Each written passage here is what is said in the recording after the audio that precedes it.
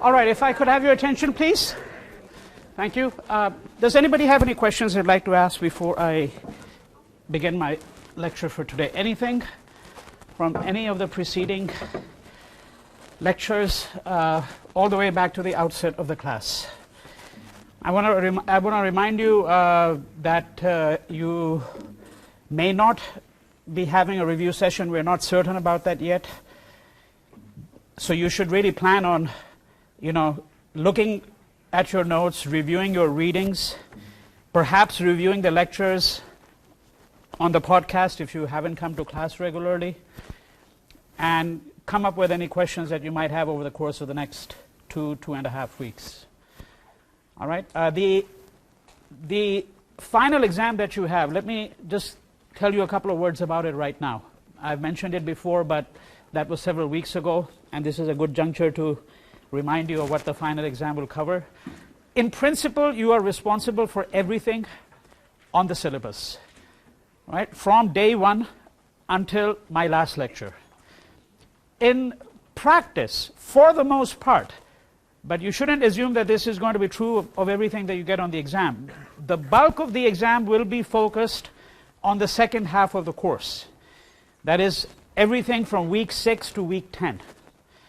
The ID questions certainly will not. They will cover everything that you've had on the syllabus.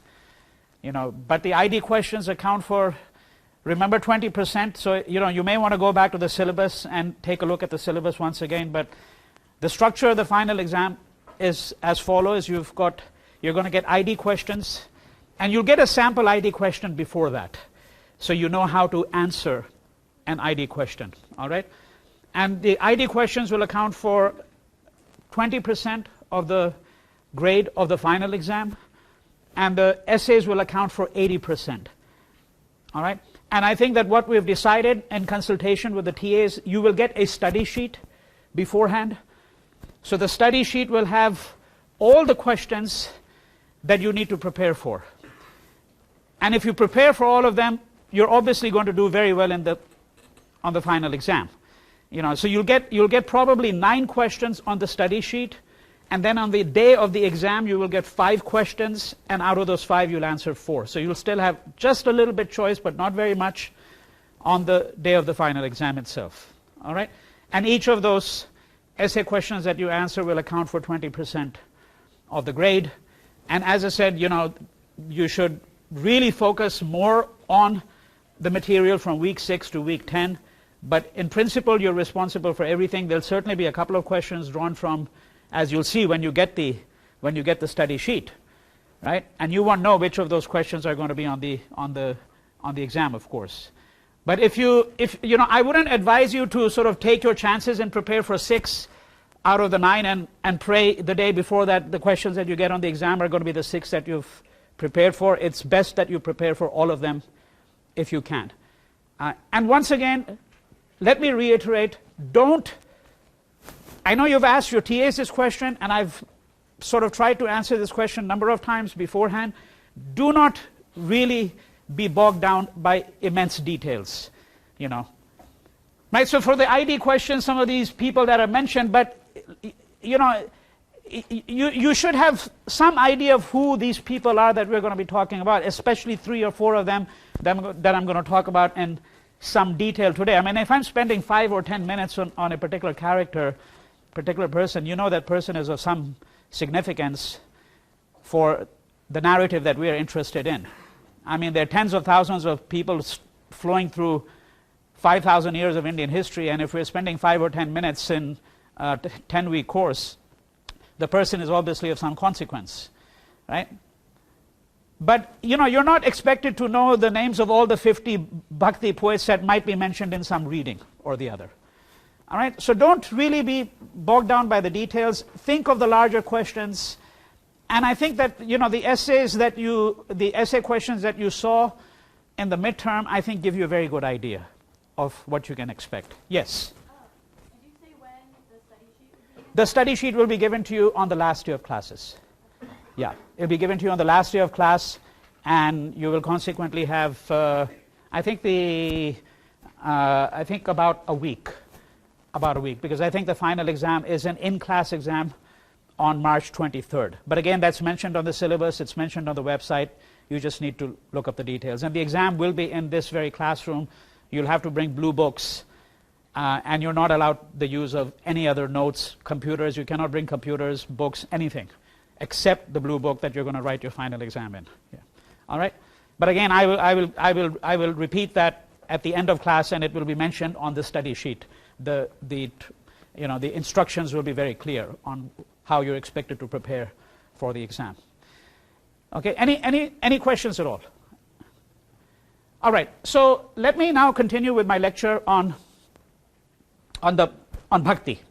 I reviewed my own notes, and I think that actually we probably will not be getting to the Mughals until Monday, because there's a great deal to cover here, including the founding of Sikhism, another great religion that arises on the soil of India.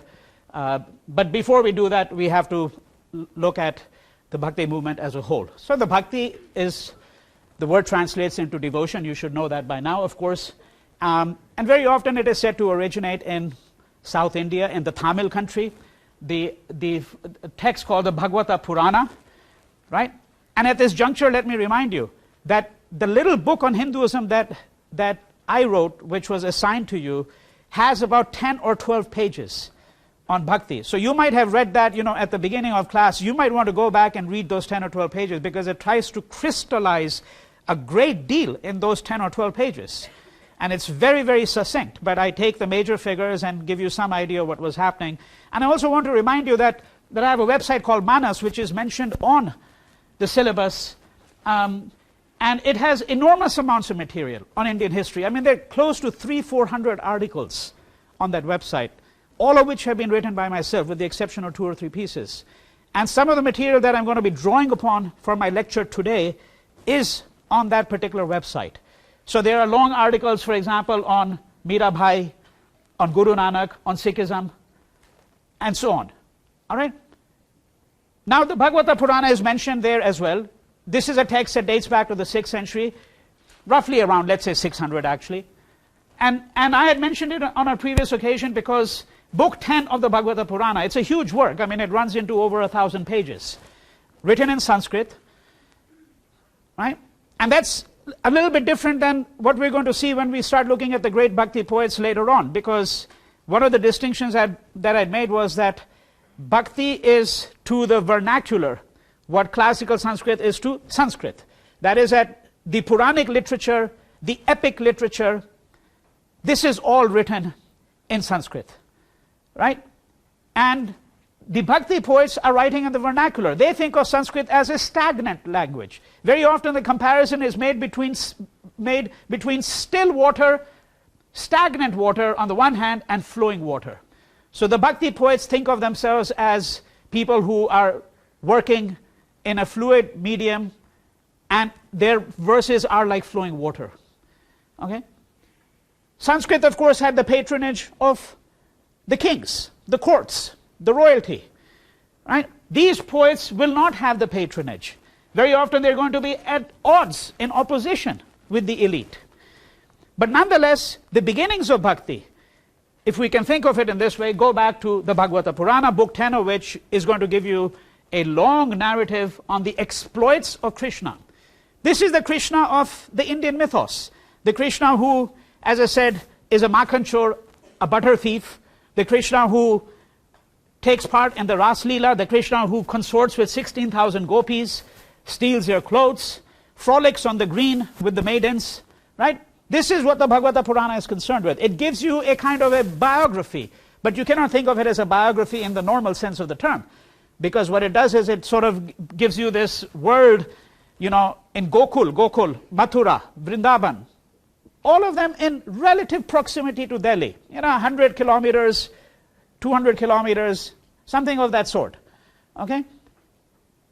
That's the world that the Bhagavata Purana evokes. Now, a century later, and I'm just giving you, let me be very clear. I mean, these are not the only Bhakti poets. If you take all the Bhakti poets put together, there's several dozen major figures. possibly it represents the greatest cluster of devotional literature in the world, if you put it all together. Okay? Right, but we're looking at some of these poets, and you'll see why we're looking at some of them rather than others. You know, and partly the reasons are shaped by the historical literature, that the scholarship on some bhakta poets is better than it is on other poets. Many of these bhakti poets are associated with the development of Indian languages, right? So again, harken back to the comment that I made a few minutes ago when I was suggesting that bhakti poets, one of the ways to look at them is that their rise is commensurate, congruent with the rise of Indian languages. Right? When I say here Indian languages, I mean the so-called vernaculars. Vernacular is really not the right word, because these are fully developed languages. Okay? These are fully developed languages with great literary traditions. You know, so Jnaneshvar in the 12th century, for example, is going to write in Marathi. He's going to die very early. I have a long article on him, by the way, on Manas. Right? And he writes a exquisite 2-volume commentary on the Bhagavad Gita. Now that's also useful to think about, because there are some scholars who had argued that the Bhagavad Gita really became much more important in the 19th century. You know, when nationalists revived this text, and the reason they revived it is because they wanted to bring up the idea of a singular text, which could be the equivalent of what, let's say, the New Testament was for Christians, or what the Quran is for Muslims, right? But clearly, if he's writing a commentary in the 12th century, a voluminous commentary, and he's writing it, moreover, in exquisite Marathi. He's not writing it in Sanskrit, right? So the development of Indian languages has a relationship with the rise of Bhakti as well. Kabir, right? And these are the dates that we have reasonably certain dates for most of the Bhakta poets. For some of them we don't. You know, but Kabir, writing in the 15th century, he's again writing in a language which is partly what you would call Braj, partly Hindi, what is nowadays called Hindi, Avadi, right? He's using a number of these languages which eventually will shape up into something that we call Hindi, right? Chaitanya is writing in Bengali. Tulsidas is writing in Hindi, and so on. Right? So this is a subject unto itself, the development of these Indian languages, and I'm saying that one of the ways in which we can understand it is to look at the Bhakti poets, because they enrich the language, obviously, whichever language it might be, whether it's Marathi, Hindi, Bangla, and so on. And of course, one of the things that's most significant about it is the fact that it is now possible to look at the nature of religious devotion, the nature of religious sentiments in India through the vernaculars. That is, that they are concerned with the idea of devotion and ensuring that their idea of what is bhakti becomes accessible to the common people. Right? That's the significance of their moving into the vernacular languages. Now, if you step back for a moment to Andal, then as I said, so she's a 7th century poet, okay, right? And she's quite important here. One of the reasons she's quite important is because if you look at her life, you will see the lives of a number of the Bhakti poets later on being prefigured. Why? Because she believes herself to be married to the deity, right? So on page 108 of my little book, you know, I mention here, Andal would marry only Sri Ranganatha, the presiding deity in Sri Rangam. This is the great temple, one of the great temples in South India. In Tirupavai, a collection of 30 verses, she imagines herself as one of Krishna's gopis. So she's a Vaishnava poet, right? Because she's a devotee of Krishna. And Krishna, remember, is an incarnation of Vishnu. I just want you to turn your attention to the board over here, right? Before I go into some of these figures, let me suggest one more thing here. One of the ways in which the Bhakta poets are seen, conventionally, and there's some dispute about whether this is the most appropriate way to really look at them, but nonetheless it's a useful way, is that many of the Bhakti poets are usually divided into two classes: poets who embody the idea of Nirguna, and poets who can be described as Sagun poets. Sagun means with form. The word that is common here is guna or gun, okay? And Sagun means with form, Nirgun means formless. which very simply means that your idea of God involves a personal deity if you are a Sagun poet, right? So the idea of God that you worship is not God in the abstract as such, but rather God as a personal deity with whom you have some kind of personal relationship, right? And that personal deity might be Krishna or Ram, right? So usually the Sagun poets are followers of either Vishnu or Shiva, and if they're followers of Vishnu, then they may be followers of Ram, or Ram might be the most beloved of the deities for them, and they forge a particular relationship with Ram, or it might be Krishna. Tulsidas, for example, is a great devotee of Ram. And in fact, the work that he writes, called the Ramcharitmanas, right? The Ramcharitmanas is a telling of the Ramayana, the Ramkatha, in Hindi, right? An extraordinarily mellifluous Hindi. You'll hear an instance of that next week. I'm going to show you a slide and try to play a little segment of one little portion, a minuscule portion, one little fragment of the Ramcharitmanas. Okay? But Tulsidas would be an example of a Sagun Bhakti poet, right? Because for him, God appears in a personal form, and that personal form is Ram. Mirabai, on the other hand, right, is a devotee of Krishna. All right? So this is how it divides. Now there are also poets who can be viewed, or religious teachers who can be viewed as Nirguna poets. So for them, God does not take the form of a personal deity at all, right? Rather, they're interested in the idea of the transcendental Godhead. You know, if you had to think of the transcendental Godhead, you might think of the idea of the Brahman. But here is where the complication comes in. We have to step back for a second now and look at the environment here in the 11th century all the way to the 16th century. One of the things that's happened is, of course, the coming of Islam, the consolidation of Islam in India. Right? Recall that in some small parts of Western India, Islam is well established by the 9th century, but that in North India, Islam is going to begin to make its presence felt after the invasions of Muhammad of Ghazni, right? And then subsequently Muhammad Ghori as he is called, right? And then the Delhi Sultanate. Now throughout this period, Islam is spreading. And there's been a huge amount of controversy about the manner in which Islam spread. There are essentially two theses about the spread of Islam. One is what you can very briefly summarize as the sword of Islam thesis.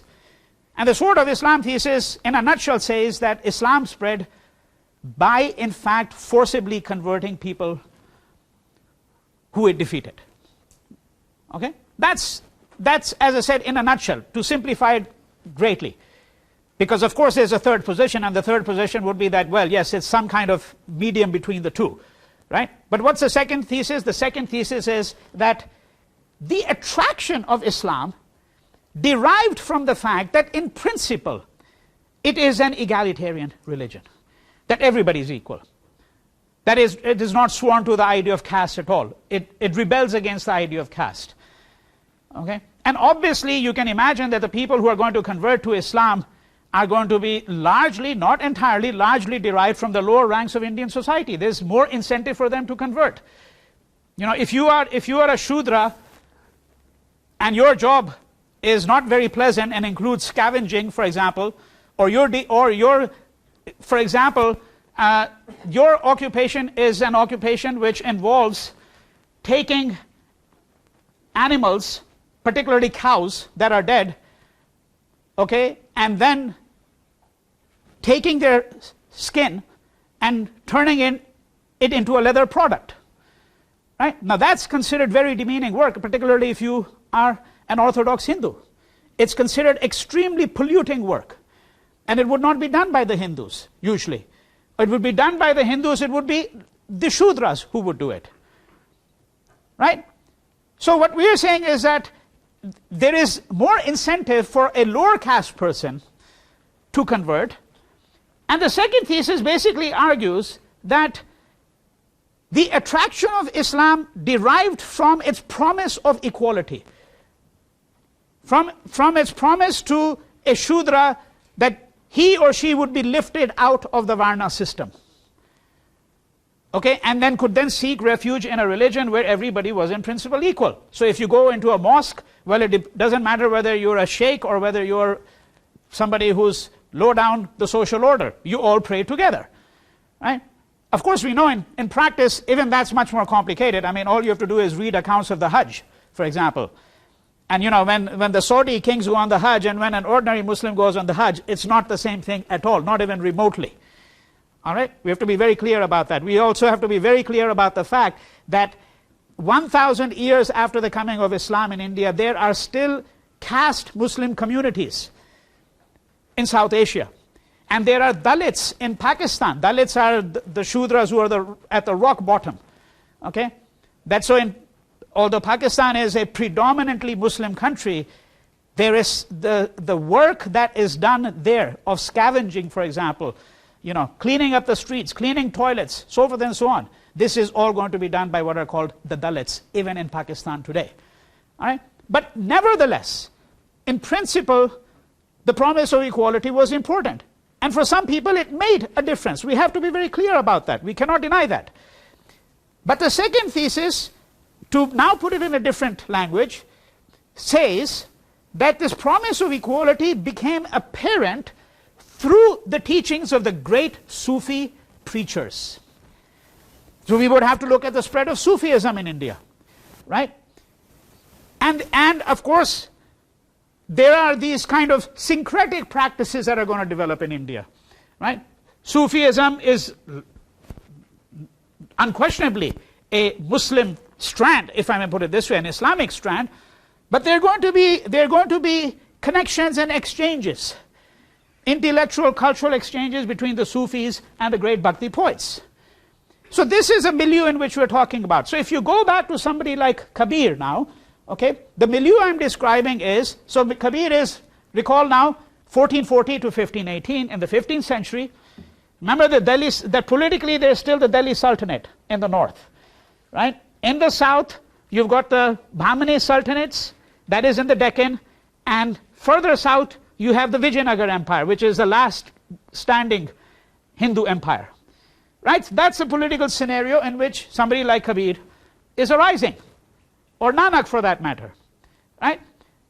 Now, the milieu then is the following, that Islam has been in India now for nearly 5 centuries, okay? That though the teachings of the Gita go back now to the 2nd, 3rd century AD, a long time has elapsed since then, Hinduism as a social order has become rigid, reified, right? So you have clear Varna distinctions between those who are at the very top and those who are at the very bottom. And if you read somebody like B.R. Ambedkar, who's the framer of the Indian Constitution, generally viewed as the greatest Dalit leader in the 20th century, somebody who's been responsible for reviving Buddhism in India, right? Because he wanted to take the Dalits away from Hinduism, right? Somebody like him is very clear that what's happening in this period of time is the ossification of Hinduism, namely that Hinduism is becoming much more rigid. The social structures are becoming much more rigid. Okay? This is the milieu that we're really speaking about here now.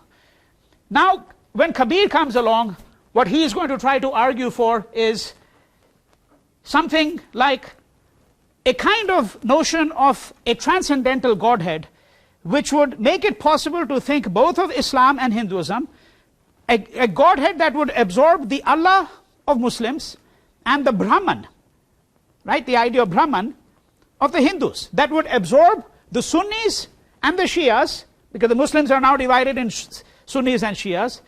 It would absorb the Vaishnavas and the Shaivites, right? His God is formless because it's a Godhead. There's no personal deity that he is invested in. And I want to just read out, and then we'll go back to some of these. So I'm not keeping a chronological order here because it's the ideas that we have to think about. So one of the works that Kabir writes is called the Bijak. Okay, and luckily we have a fantastic translator who's at UC Berkeley, Linda Hess, who's put together this work in an English translation which is really quite superb. And I want to read out a couple of Kabir's poems from the Bijak so that you get a feeling for what he's rebelling against. And that will provide some of the context for Guru Nanak, who's coming just a few years after Kabir. So this is what he says, poem number 83 from the Bijak. They're morons and mindless fools who don't know Ram in every breath. Ram here is not the Ram of the Ramayana. Ram here is the transcendental Godhead. You rampage in, knock down a cow, cut her throat and take her life. You turn a living soul to a corpse and call it a holy rite. You say the meat is pure, brother, right? He's referring to the Muslim practice of halal, right? How do you ensure that the meat that you get is pure? How was it born? Listen, meat is made of blood and sperm. That's your unholy dinner. Fool, you say, it's not our sin, but our forefathers' preaching. The blood they shed is on your head. Who taught you such a teaching? The hair is white that was once black, but the heart's as black as before. You know, you grow old, but you don't grow any wiser. You remain as stupid as ever, right? Right? As bigoted, as intolerant as ever. That's what he's saying, right? Why chant and shout? Why pray till you drop dead at the mosque door? Pandits read Puranas, Vedas, Mullahs learn Muhammad's faith. Kabir says both go straight to hell if they don't know Ram in every breath. Right? And we'll have to understand the context, you know, some of which I've described for you, but I'm going to elaborate upon it a bit more. Let me give you another point, just to give you an instance here. Qazi, you know, a learned Muslim divine, a Muslim scholar, okay, Muslim judge. What book are you lecturing on? Yak, yak, yak, day and night. You never had an original thought. Feeling your power, you circumcise. I can't go along with that, brother. If your God favored circumcision, why didn't you come out cut? Okay? Yeah, because, you know, how do you distinguish a Hindu male from a Muslim male? The Muslim male is circumcised, the Hindu male is not. And these signs, by the way, are exceedingly important. I mean, you shouldn't think of this, oh, well, you know, this is just a triviality. Some cultures do it and some don't. When the partition of India took place in 1947, and there was a real bloodbath, and 12 to 15 million people migrated in what is the largest migration in a short period of time in human history. Okay, 12 to 15 million people across the borders. Because Pakistan is going to be created, as you'll find out in my last lecture. So the Hindus who get left behind in Pakistan are going to flee to India, right? And the Muslims who are in the Punjab, they are going to flee to Pakistan. Now, if you were at the border and sometimes you can't tell, there was one simple test. The men were asked to lower down their trousers. And if you were circumcised, that meant you were a Muslim. If you were not, it meant you were a Hindu. And your fate would depend on that. All right? So now Kabir is saying, feeling your power, you circumcise. I can't go along with that, brother. If your God favors circumcision, why didn't you come out cut? If circumcision makes you a Muslim, what do you call your women? Right? Well, how do we divide the women up? Right? For men, there are the signs. Well, what about for women? Why is it that all the signs always hover around the men? Okay? Right? Since women are called man's other half, you might as well be Hindus. If putting on the thread makes you Brahmin, now he's referring to the thread ceremony that you find among upper caste Hindus, right? Because now he's mocking the other side. If putting on the thread makes you Brahmin, what does the wife put on? This thread ceremony is restricted to males, right? That Shudra's touching your food, Pandit, right? He's saying, you know, just look at it, be careful. How can you eat it? Hindu, Muslim, where did they come from? Who started this road? Look hard in your heart, send out scouts. Where is heaven? Now you get your way by force, but when it's time for dying, without Ram's refuge, says Kabir, brother, you'll go out crying. Right? So this is Kabir.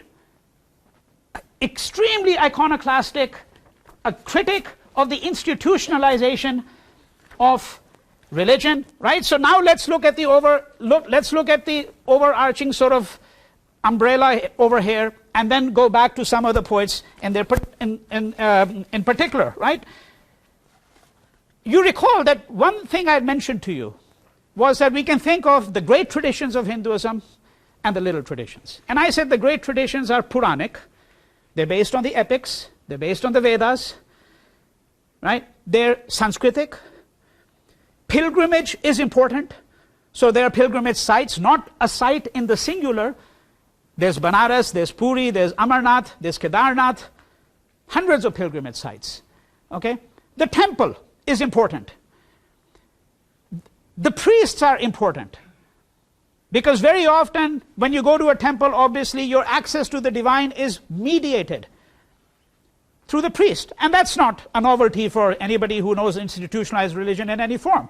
It's the same thing in Christianity and in Islam. This is all what you can put under the rubric of the great traditions. Now in the little traditions are based on the vernacular, right? Non-Sanskritic. They're based on the idea of the local and the regional. The temple is less important. They tend to be more female-centered. That's very important. Because the ideal bhakta is always a woman, according to the Bhakti poets. All the Bhakti poets will agree on that. The ideal bhakta, the ideal devotee is a woman.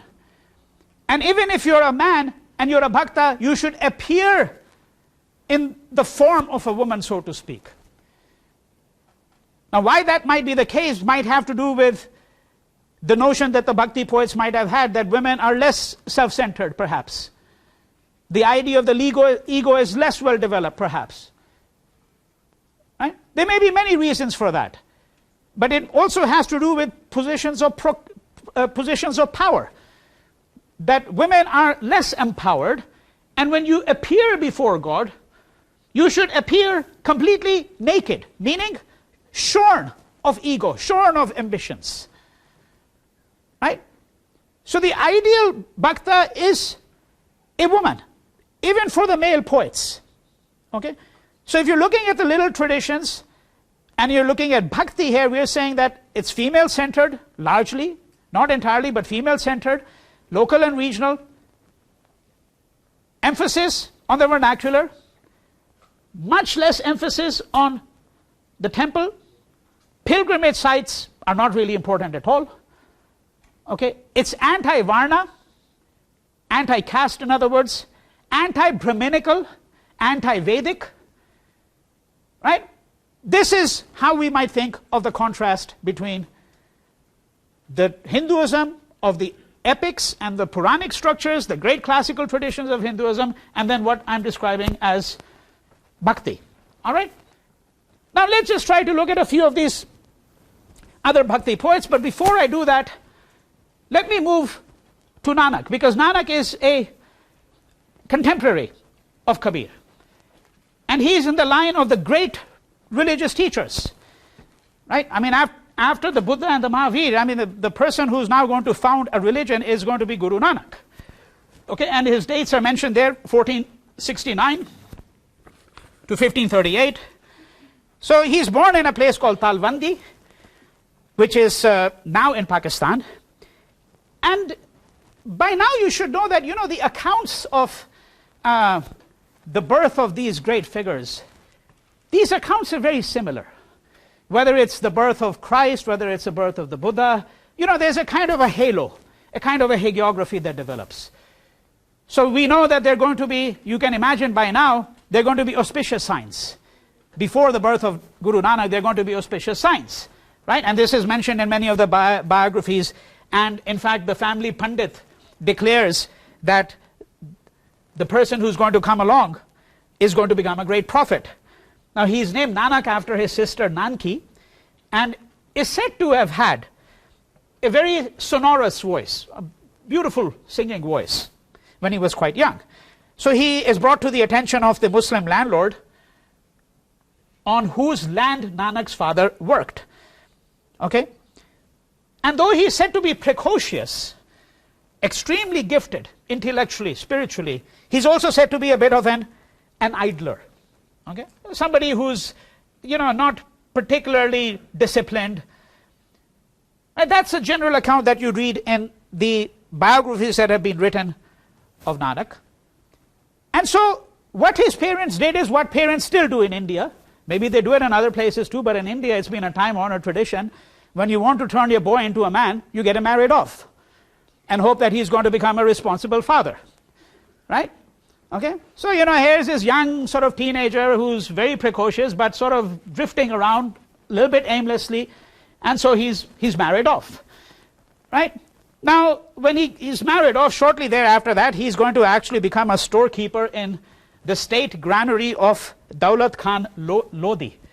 Lodi is part of the Lodi dynasty, okay, which is the last dynasty within the Delhi Sultanate.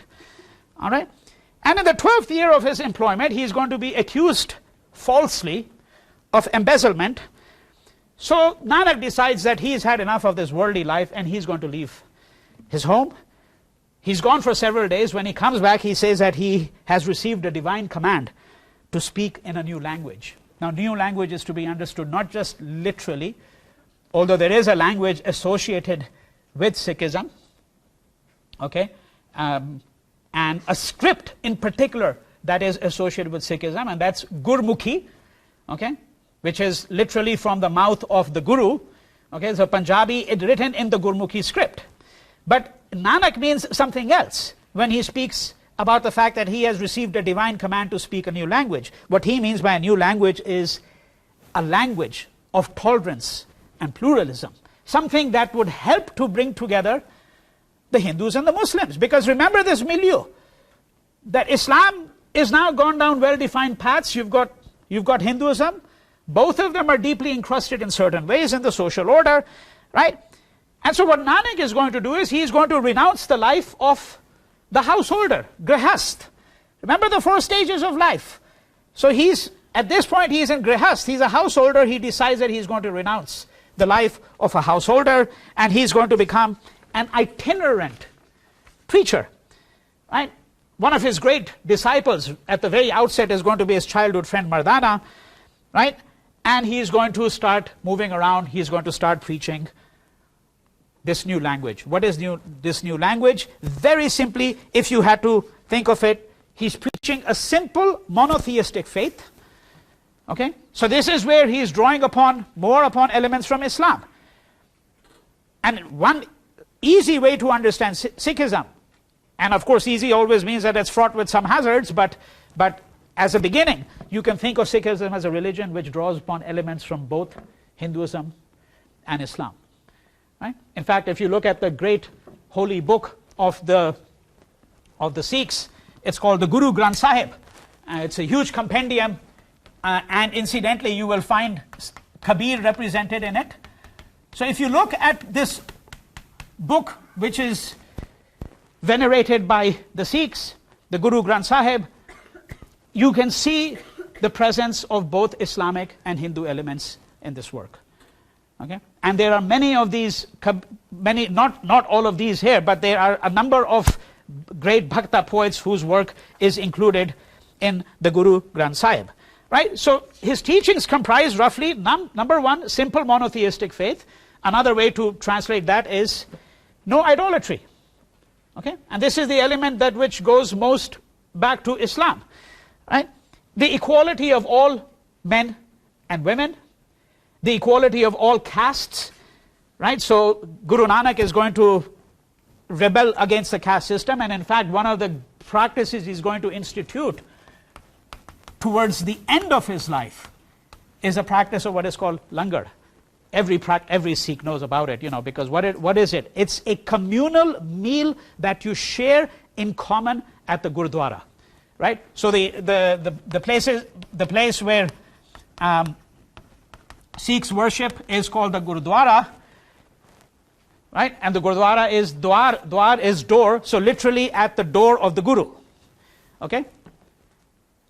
Now the institution of langar is instituted, the practice of langar is instituted by Guru Nanak towards the latter end of his life, shortly before he passes away, a few years before he passes away. And what it means is, and you can, by the way, see that. I mean, I encourage you all to go to a Gurudwara in Los Angeles or in the Bay Area, if you're from there, you know, because the practice of langar is still found there. That they will serve a meal, for example, in the afternoon, where everybody will be seated together on the floor, regardless of who you are, what privileges you come with in your life, what caste you belong to at one point. Okay? None of this is of any consequence. You all sit down and you share a meal together. Okay? And I'll tell you a little, this is not an aside. Okay, it might seem like a little aside, but it's a very interesting insight into how important this institution became. Very recently, about 10 or 15 years ago, in a number of Gurdwaras in Vancouver, where there's a very large Sikh community, they had a terrible fight over tables and chairs, leading to the death of a person. Okay? And what do I mean by tables and chairs? That some people argue that there are older people in the community who cannot sit on the floor. They need chairs. Now, other people in the community objected and said, no, when you introduce chairs and tables, you introduce hierarchy. And you know, think of the English expression, the person who sits at the head of the table. That when you introduce furniture, okay, there's a whole social history of furniture that you can think of.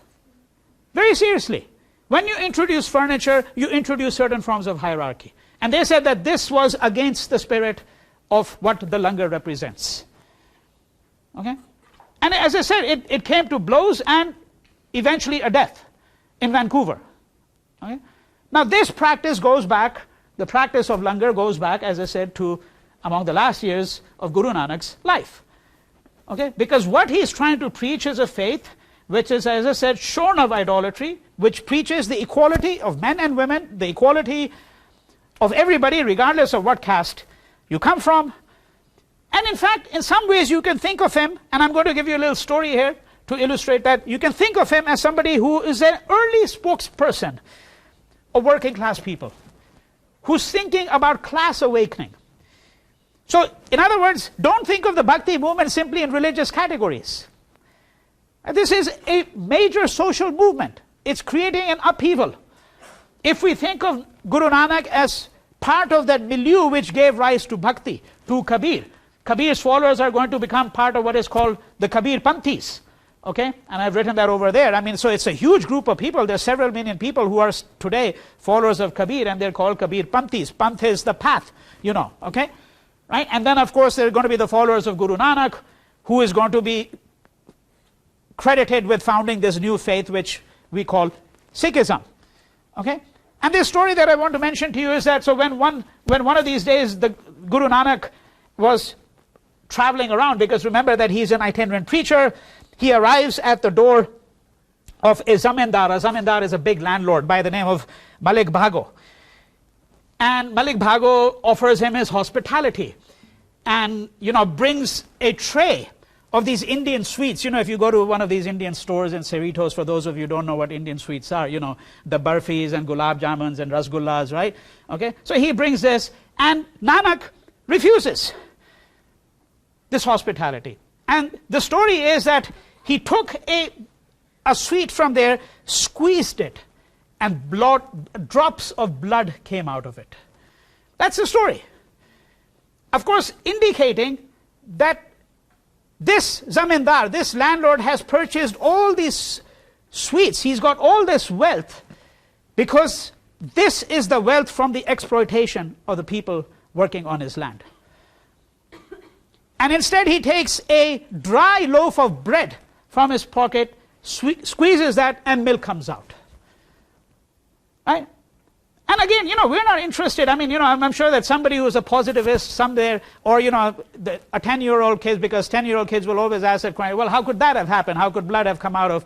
We're not interested, obviously, in that. I mean, this is the nature of stories when you are developing hagiographies of these kinds, right? And of course, let's be very clear that the element of the miraculous is very important as well in the advent of bhakti, because one of the things we have not looked at all, I mean, if you are looking at the history of Christianity there, and if you're looking at, right, Christ walking on water, and you know, the loaves of bread and the wine multiplying, so forth and so on, right? Well, that's all a miracle. What is the nature of the miraculous? How does one interpret the miraculous, right? So this is what you would really have to ask yourself when you look at this particular story. I am interested in the story because it seems to me that we can think of Guru Nanak as fomenting a kind of a social revolution. Okay? And if you look at the life of Guru Nanak, what is going to become very clear is that, like Kabir, this is where the similarity with Kabir comes in now. He has a relentless critique of the institutionalization of both Islam and Hinduism. So it is said that during the course of his travels, one of the places he arrived at was Haridwar. Haridwar is in North India, along the Ganga, one of the great sacred spots. And in North India, actually, very often when a person dies, members of his family will eventually go to Haridwar after a few days to do some of the funeral rites and to get purified. Okay, right? So during the course of his travels, he reaches Haridwar, and when he arrives there, he encounters these Brahmins who are standing in the river, on the banks of the river, the Ganga, the great holy river, and he asks them, what are they doing? And he says that they are throwing water towards the sun to appease the souls of their ancestors. So Nana goes into the river and he starts throwing water in the other direction. And they say, what are you doing? He says, I'm watering my fields in the Punjab. And they say, that's ridiculous. Right? And he says, of course, well, if you think the water that you're throwing can reach your ancestors, there's no reason why the water that I'm throwing cannot reach the farms that I have in the Punjab. Right? So obviously trying to suggest to the Brahmins that, look, you're just engaging in empty ritualism. Right? One of the ways to think of Sikhism and to think of the Bhakti movement as a whole is its critique of ritualism. Right? And similarly, there's a story of him traveling and going to Mecca. And so when he's, you know, in other words, he's an itinerant preacher. He travels through Central and West Asia, arrives eventually in Mecca, and according to the story, you know, when he arrives there, he's so exhausted. He's been traveling for months. He just falls asleep. Now he's rudely awakened by a Maulvi, and the Maulvi says, you're disrespecting Islam because your feet are pointed towards Mecca, and you cannot lie with your feet pointed towards Mecca. And so Guru Nanak says, can you point my feet in any direction where God is not? Right? Again suggesting to the mullah that, look, there's some serious problem with your understanding of Islam. All right? So this is the milieu that you need to think about when you think of Kabir and Nanak. We're going to continue, by the way, with our narrative of Bhakti. I realize that I'm not even done with that right now. And with Sikhism on Monday, and then move on to the Mughals in the second half of my lecture. Okay?